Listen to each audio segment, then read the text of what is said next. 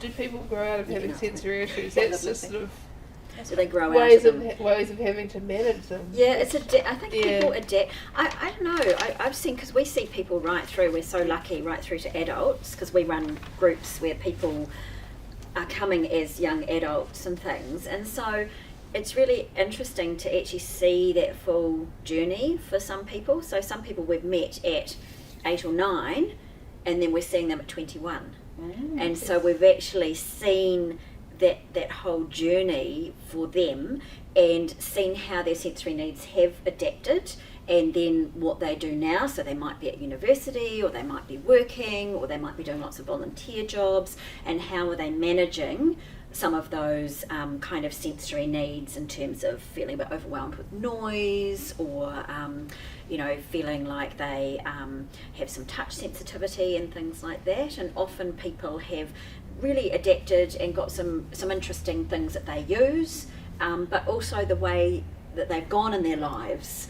Like all of us as adults, we tend to go towards things that work for us, don't we? So I don't do team sport because I'm really useless with my proprioception and all that sort of thing, and my coordination. So like young people who might be really doing like they do volunteer work at SPCA, because one of the things that's calming for them is sort of that touch of animals and things like that. So they've actually created their own way of sort of looking at that and having an activity that's meaningful for them, but also helps to manage their touch and also the noise they're hearing are the animal noises, which actually works well for them, versus the noise of people and talking and things like that might not work so well for them. Fantastic. That sounds awesome. I work with younger kids. I work from 0 to 16-year-olds in our service. So, but there's research to show that that the sensory personality, your sensory preferences are kind of set when around the age of 4 to 5. So a child, a preschooler, a baby, toddler that has touch sensitivities, is over responsive to touch, will then become a school-age kid with those issues, and will become an adult with those issues. So you're kind of taking that sensory differences throughout your life, and they don't change, but what changes is our ability to be aware of those sensory differences, to be able to do things to help us manage those sensory differences, to put those things in place. And some children need more support than others in order to do that. Some children need more support to identify their sensory needs and to put those strategies in place. And for some kids, we will need to scaffold that an awful lot and provide them, put those supports, those strategies in place for them. And other kids, they'll be more independent and they'll do things themselves. So it'll just really varies, doesn't it? Really. Yes. I think the hardest thing I've struggled with as a parent of sensory need kids is, and it's got better as they got older and they've worked with OT and things, but when do I push them, and when do I make all the accommodations? And also in school, it's really hard, because they're going to go into the world. They have to actually learn to have some tolerance of these things. That balance is really hard as a parent. My school's like, should we take her to assembly or not? And how many things do we, she goes to assembly and she's got noise cancelling headphones on, she's kind of missing out the experience. Whereas if she has a small fidget or she has a little whiteboard, that can help. But it's and then what age do we wean off? It's so hard, isn't it? It's so tricky. And what's your gut reaction as a parent? Because often your gut reaction as a parent is the right one. And sometimes you don't know how she's reacting. I mean, you said the exposure now after school, but how is she? That's the hardest thing, is when to push. And yes, like we went to the supermarket the other day, and it was, she did the shopping list. It was a big outing, managed to get her dress to go. And then the sticker thing, there was a sticker on the trolley that we picked, and her focus had become totally on that sticker. And so in the thing I was like, do I try and push her severe? Or she's already doing so much and buying a list. Let's go change the trolley. Which I think is perfect. As a parent, Is that the wrong thing? And we know that if we challenge a child and they do an activity that's really stressful for them and they're really anxious about, and then they get through that and it hasn't been too bad an experience, next time they go to do it, they know that they've had that really good experience of I coped okay last time, maybe I'll do it okay this time. So over time they get that knowledge of that experience of being able to cope with that sensory environment. So it's It's a hard one. Yeah. It is hard one. It's really good. Yeah. Absolutely. And you try, okay, what do they have later on Yeah. the day? Yes, Trying to yes. like, what do I have, do they only have this, and maybe we can push through Yes. Yes. Yeah, that today. Yes. Yeah. Yeah. And I think you're right. And I think with things like if you know your child has a particular perhaps phobia on something, then you're doing another experience which is quite full on, then your focus at that point is we're not teaching about managing this particular thing. We're teaching about being in the supermarket and managing all of the visual experiences, because that's something that I find people don't talk a lot about, is visual overwhelm. So lights, but also people moving around even. So for some children, just seeing lots of people, lots of movement and other people moving is really quite overwhelming. So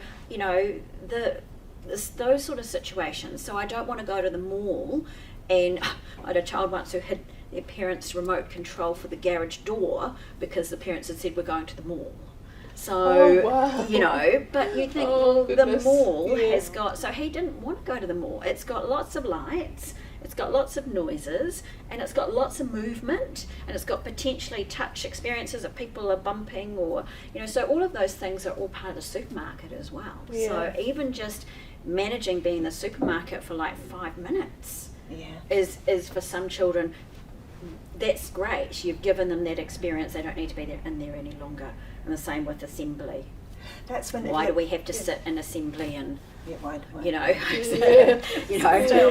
and sit still and watch people and have all this other stuff going on and people right next to us crowded. and people moving and not feeling like I can get out and all this noise of everyone coming in and out. It's it's But it comes back to the basics of knowing your child, knowing whether they're over or under responsive in a certain sense, and putting those strategies in place. So if they are overwhelmed by the noise of the shopping mall, because they're incredibly busy, noisy places, having the headphones or whatever, having a cap on or sunglasses for the light if that's overwhelming for them.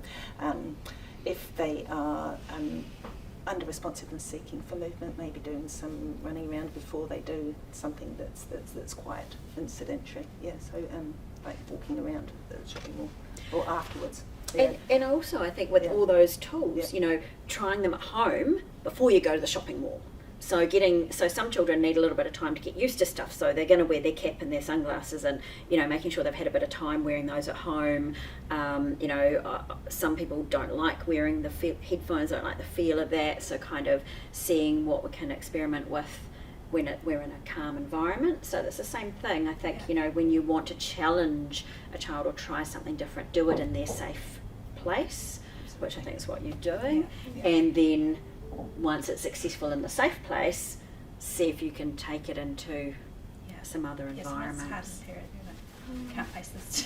You won't push it. No, exactly. Absolutely. And it's picking your battles, isn't it, really? And it is, if you're going to do something stressful, maybe the rest of the day is something really cruisy. Totally. Last year, my son went for camp and didn't want to go for camp because we have to sleep in a tent and it might be scary. He's not afraid of the dark anymore, but he used to be. Yes. But he's never slept in a tent. Might have to sleep with someone he doesn't know. Yes. What are they going to make me eat at camp? Yes. Are they going to make me jump off into the wharf? Yes. Off the wharf into the water because he doesn't like water on his face or head. Yes. And just the unknowns of camp. There's a lot of unknowns there. And it was too much. He was, and he was in tears about it. Yeah. And so in the end, I drove over the peninsula, took him on day one, where they did some mountain biking and stuff. He didn't go on the middle day because that was the water day, and he didn't stay overnight, so I took him home, and then I took him on the last day. Yeah. So they're doing something else. That's brilliant, because he's still participating. So and it was a bit funny. They said, "Oh, why didn't I stay?" And I said, "But did you enjoy the day to do it?" Well, it was actually all right. But I, took him out of the day that they were going to have to be in the water. Yes. And was he happy? Great. He was, because that was his main thing. Because they showed them a video of the camp from the year before, and it focused on them all jumping off the wharf into the water. So that was what he had in his horrified. Like Yeah. it would just. Yeah. He did swim, but not very well because he doesn't like water. Yeah. Yeah, And yeah, that's yeah. not, Yeah. you know, and when he saw that, of course, his And level of anxiety would have gone up. sleeping in the tent Yeah. and the food they're going to make me eat. Yes. Yeah. It was too much, so Yes. he didn't go. But you found a way that But he he could went be for the- part of it. Yeah. The days that were okay and Yeah. he didn't have to stay. Which is Awesome. brilliant. Brilliant. Yes. Yeah. Yes. Yeah. That's very cool. Yeah. Yeah. Yeah. Yeah. Yeah. And I think, you know, sometimes I've had situations where the child does, you know, they want to be there, but it's all those unknowns. Yes, yeah. And sometimes, you know, to sort of help support the school to be able to think, well, you know, what can they adapt? You know, are there things? So I've had someone who was able to actually sleep in a little cabin instead of the tent. Yeah. And then we were able to actually work out who they would be with. Yeah. And organise that before they went. So, you know, sometimes, and that might be a next step even, you know, Yeah. for your son. Yeah. For another camp might be, well, you're going to stay, perhaps we'll try and look at one night, but let's make it really predictable Yeah. what's going to happen, because there's so many unknowns and they do relate to all this. And, you know, in a tent, you know, can you have a little, you know, you can get those little lights that you can just Yeah. have on. They've just run by battery, little lanterns, Yeah. and you can have those on all night, you know. Yes. Why not? Yeah, You yeah. know, there's lots of ways that I think just perhaps neurotypical people need to learn to adapt a little bit Yeah. Yeah. more for Yeah. for many of us who are neurodiverse, you know. Yeah. And we, And what I love mostly about your story is that you knew your child best and you knew what was going to work and not work. Yeah. It wasn't a teacher saying, let's do this. It wasn't a therapist saying, Yeah. do this. Yeah. It was you that came up with, and Yeah. that is just, Yeah.